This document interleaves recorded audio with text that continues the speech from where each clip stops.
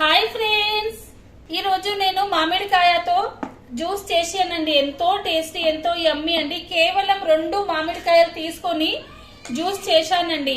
ఎంత బాగా వచ్చిందంటే ఈ అంత రెసిపీ మన లైఫ్ లో ఉంది అండి. వీడియోలో చూసేయండి, ఎంతో బాగా వచ్చిందండి. ఇప్పుడు సమ్మర్ ఉంది కదండి, మన పిల్లలకు ఏదైనా కావాలంటే మనము మంచిగా హెల్దీ డ్రింక్ అండి ఇట్లా చేసి జ్యూస్ మనము పెట్టొచ్చు, మనం కూడా తాగొచ్చండి. ఎండాకాలంలో మనం మధ్యాహ్నం 1 గంటకు 2 గంటలకు చాలా ఎండ తలుగుతుంది కదండి, అప్పుడు మనం చల్లగా ఇట్లా మంచిగా మామిడికాయతో చేసుకొని తాగొచ్చండి. మీ ముందర సర్వ్ చేసి కూడా చూపిస్తాను.